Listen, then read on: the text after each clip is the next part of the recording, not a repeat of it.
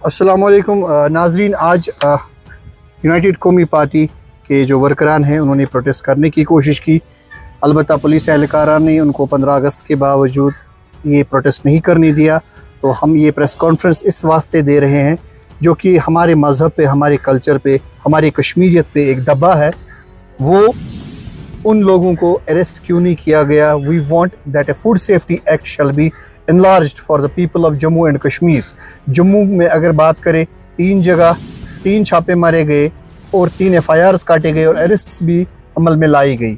लेकिन बरक्स अगर हम कश्मीर की बात करें, चाहे वो बागात हो, हाजी बाग, शरीफाबाद हो या बारामूला हो या श्रीनगर के और भी इलाके हो, जहाँ से ये जो है बदबूदार और नाकिस गोश्त, चाहे वो गोश्त हो या चिकन हो, वो सप्लाई किया जाता था। इवन मैं कह रहा हूँ कि खाली गोश्त और चिकन हमको एडल्ट्रेटेड नहीं दिया जाता है, चाहे वो दूध हो। कल की बात करें, एक भाई ने हमारे पैकेज्ड वाटर बॉटल में एक स्पाइडर को पाया गया। तो फूड सेफ्टी डिपार्टमेंट सोई क्यों थी? अगर पिछले 1-1.5 साल की बात करें, 25 से 27% हार्ट पेशेंट्स को यहाँ पे राइज हुआ। कैंसर पेशेंट्स करीबन 36% हमारे कश्मीर में कैंसर केसेस राइज हो गए।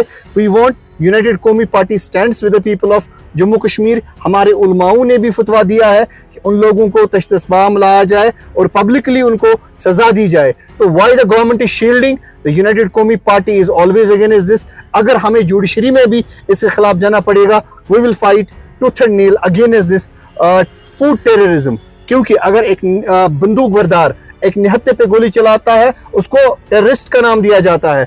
यहाँ पे अगर ड्रग्स फैलाई जाती है, उसको नार्को टेररिज्म का नाम दिया जाता है। तो इसको फूड टेररिज्म का नाम क्यों नहीं दिया गया? हम LG एडमिनिस्ट्रेशन और यहाँ के चीफ मिनिस्टर साहब को इल्तिमास करते हैं कि एज सुन एज पॉसिबल इन कल्प्रिट्स को बिहाइंड बार्स ले जाया जाए और इनको लोगों के सामने नंगा किया जाए। वालेकुम वरहमतुल्लाहि वबरकातुहू। यहाँ आने का मुद्दा और मकसद हमारा खाली इतना है कि आप सभी कश्मीरी लोग ये जानना चाहते हैं कि जो ये बदबूदार जिल्लत वाला मीट कश्मीरियों को खिलाया गया, इस पे किसी का FIR क्यों नहीं हुआ अब तक? ये पर्दादारी आखिर क्यों है? पर्दादारी किस चीज की है?